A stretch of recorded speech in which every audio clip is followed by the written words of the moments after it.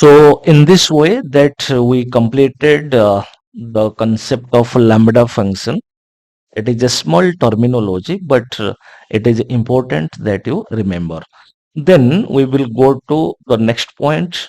Next point is very, very important, and uh, that is function overloading. Function overloading. Python function overloading. So this point is very common interview questions, 0 to 3 years interview question. So this is very important. This point is also important, very, very important in Java programming. Actually, this concept couple of years before. So this concept not supporting by Python, but nowadays it is supporting. So it is a concept that is available in Java programming and C++ programming also. So what is Python function overloading? First of all, we will go through the definition and we will take a suitable example for better understanding. When a function is defining, okay, when a function is defining multiple times means more than one time. When a function is defining multiple times to perform multiple tasks, to perform multiple tasks is known as function overloading, is known as function overloading. So it is possible that we can define a function. It is a possible that we can define a function more than one time. Okay, and suppose I defined 3 times. So three different tasks it will perform. So we will see here function name is same, function name is same, but how they are different? They are different by their signatures, by their signature. So function name is same, but they are different by their signature. We will see. It is an example of polymorphism. It is an example of polymorphism. So polymorphism, it is one of the feature of object-oriented programming actually. So the meaning is ability to take more than one form. We will take an example, and if the example will represent the concept of function overloading and how the function overloading is an example of polymorphism, that we will discuss. Okay, so now I will take an example. I will take an example. Suppose very simple example that we will consider. Let I want to get the area of a rectangle and area of a circle. Suppose two tasks. Suppose I am considering, but I will define in such a way that that will represent function overloading. That means for that we will define a function, whatever the function name, that I will keep as same. Suppose now I will define a function. Let my function name is area. Very simple. And we know that area of a rectangle, suppose my this first function definition will represent, so number of input is number of argument. So this part already we all have known. Let number of input is length and breadth. Let my output variable is a and my business logic is length into breadth. Then one output statement I will write. So area, the area of a rectangle, area of rectangle is comma, then the value of a. So in this way, one function I define. Now I came out from the function definition. So this function definition representing area of a rectangle normally or in generally that I defined a function. Now I will define another function.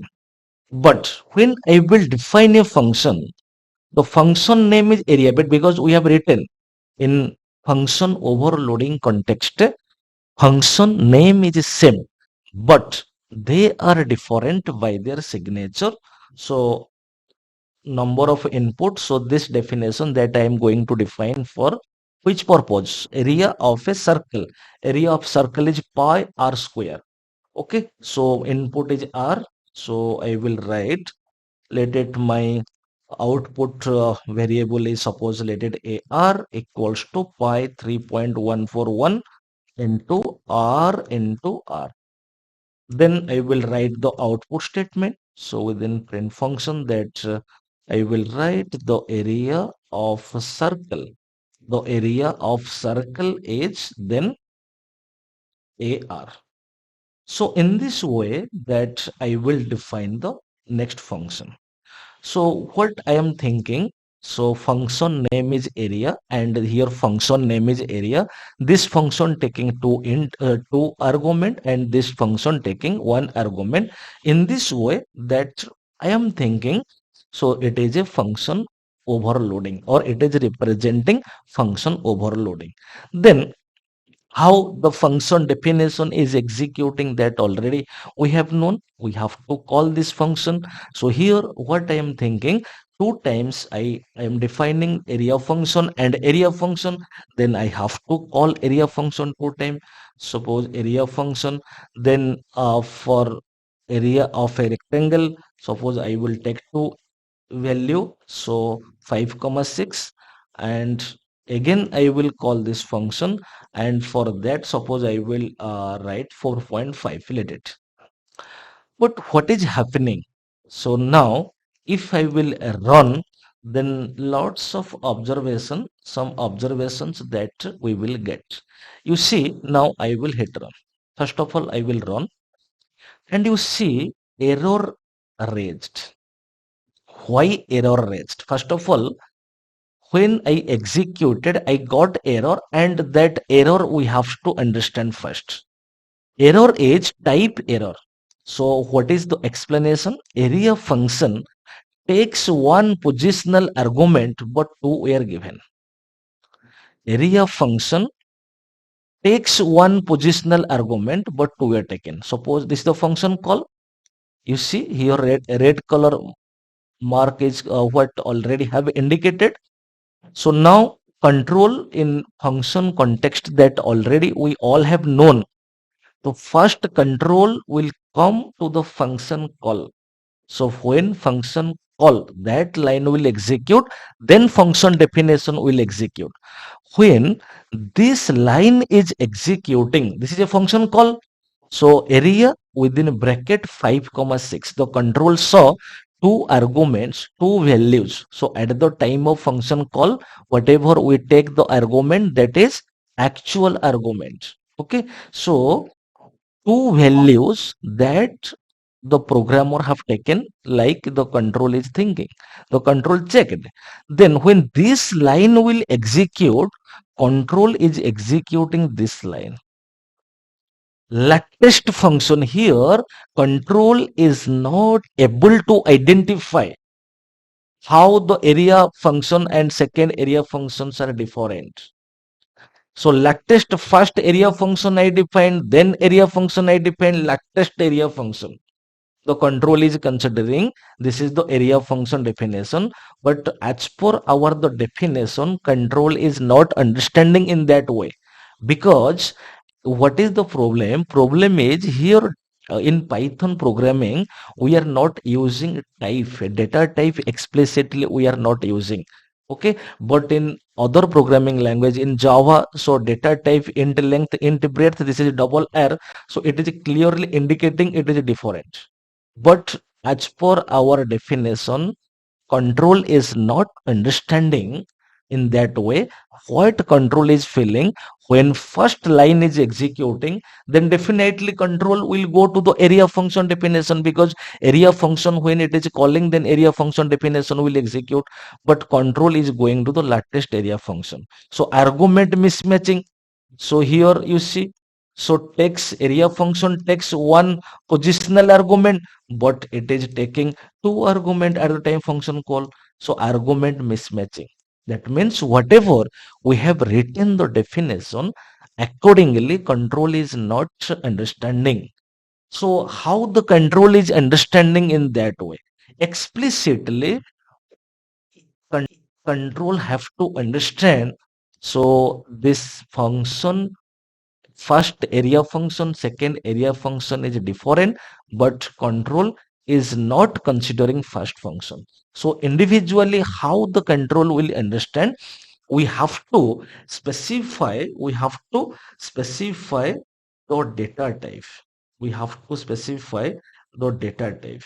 But in which way that we will specify the data type explicitly? So for that, again the developer developed a point that is called as dispatch decorator. So in which way? So we can represent function overloading, and the control will execute when this line will execute, this person will execute, when this line will execute, this person will execute. So how the control is understanding? For that, what I told, we have to use a concept, a terminology, that is dispatch decorator. So I will show you. So that point is what? By using multiple dispatch decorator. By using multiple dispatch decorator.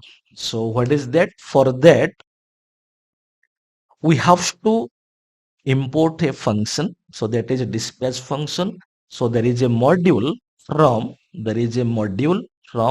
multiple dispatch. It is a built-in module from multiple dispatch. So I will import dispatch. And how that dispatch function that I will represent, the concept is saying @dispatch. Okay, suppose I will specify type int comma int. You remember, strictly speaking, this is very important point in Python. Data type int is a basic data type. So basic data type in Python programming explicitly we are not using. For that reason, Python is called as a dynamic typed language. But particularly this is the case that we will use. Okay, so in function overloading context, so explicitly we are representing. So how? Now using dispatch decorator @dispatch, it is representing dispatch decorator. Now, so this int comma int, now I will define this function. Now I copied from this place, and here I will paste. Now the control will understand length is an int type of a variable, breadth is int type of variable. Explicitly the control can understand. Now I will come out the function definition. Now same way I will write @dispatch, then within bracket I will write float. Then another function definition, that from this place I copied, then I will paste here. So clearly it is what identified. So first function definition. So it must be length is int type of variable, breadth is int type of variable, and here R is a float type of variable. So particularly this example, it is representing function definition as per our definition. Function name is same, area function. Here function name is same, area function. You can define other function also, but function name will be area. Then here how it will be different? we have written here the function name is same, but they are different by their signature. So here signature, length and breadth are int type of a variable. Then here R is a float type of variable. When I will call, so when I will call this function, area function within bracket 5 comma 6, now area function within bracket 4.5. So when this line will call, then the control will search where the area function have defined by taking two int argument, 5 and 6 is an int value. So now it is a control will come to this line. So this person will execute.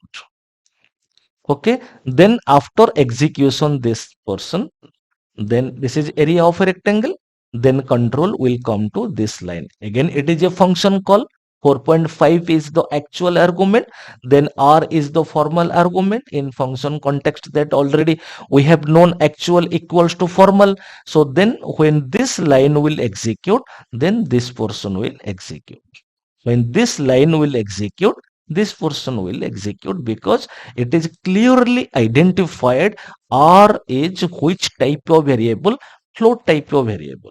Now I will hit run. So happily we will get the output. You see, area of a rectangle is 30 and area of the circle is this. So this is the concept of function overloading, and in this way that we achieved in Python programming. And one point, it is the example of polymorphism, how you see area function having ability to find the area of a rectangle. Same area function having another ability to display the area of a circle. So ability to take more than one form. So that is polymorphism. So hence we can say function overloading is an example of polymorphism. So I hope you got clarity. So it is one of the important point in Python programming. So what is function overloading? When one function we define more than one time, multiple times to perform multiple tasks.